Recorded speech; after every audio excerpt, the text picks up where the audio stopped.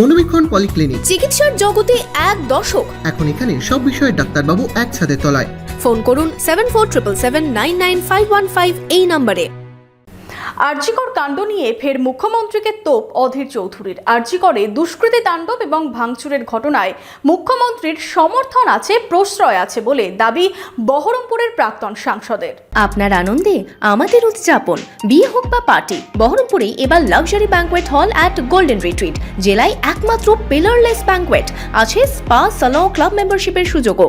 বহরমপুর শিল্প তালুকে golden retreat. 14ই August রাতে আরজিকরে দুষ্কৃতী তাণ্ডব এবং ভাঙচুরের ঘটনায় শুক্রবার মুখ্যমন্ত্রী মমতা বন্দ্যোপাধ্যায়কে আক্রমণ করলেন বহরমপুরের প্রাক্তন সাংসদ অধীর চৌধুরী। তিনি এদিন বলেন, আরজিকর ঘটনায় মুখ্যমন্ত্রীর সমর্থন আছে, প্রশ্রয় আছে।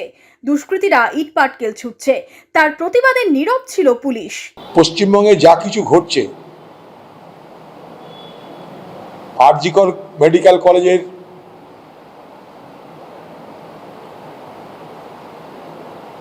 14ই আগস্ট রাত্রে আরেকটা যেটা বিভীষিকার ঘটনা দেখলাম, আমি খুব দায়িত্ব নিয়ে বলতে পারি, সেই সমস্ত ঘটনায় সরাসরি বাংলার মুখ্যমন্ত্রীর সমর্থন আছে, প্রশ্রয় আছে। পুলিশের সঙ্গে বারমুডার পরে ইট পাটকেল ছুটছে,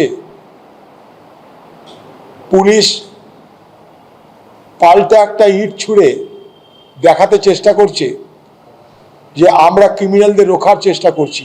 সবটাই নাটক। বলে দেওয়া ছিল সেখানটাই যে ইট ছোড়া হবে, তোমরাও পাল্টা ইট ছুড়বে। পশ্চিমবঙ্গের পুলিশকে যদি বলা হয় তোমাদেরকে কেউ ইট ছুড়লে তোমরা অন্য কিছু না করে শুধু ইট ছুড়বে, তাহলে সেই পুলিশের উপরে বিচারপতি কেন বাংলার কারোরই আস্থা থাকার কথা নয়, এবং সেটা নেইও। পশ্চিমবঙ্গের পুলিশের যারা হর্তা কর্তা বিধাতা, তারা সব তৃণমূল পার্টির কৃতদাস। তাই স্বাভাবিকভাবেই সেই সমস্ত মাজা ভাঙা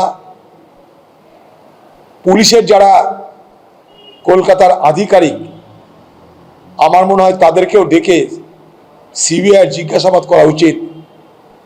কারণ তাদের বিনা প্রশ্রয়ে একটার পর একটা এই রকমের বিভৎস ঘটনা এ বাংলায় ঘটতে পারে না। প্রত্যেকটা ঘটনার পিছনে বাংলার মুখ্যমন্ত্রীর স্পষ্ট নির্দেশ, আদেশ, প্রশ্রয় আছে।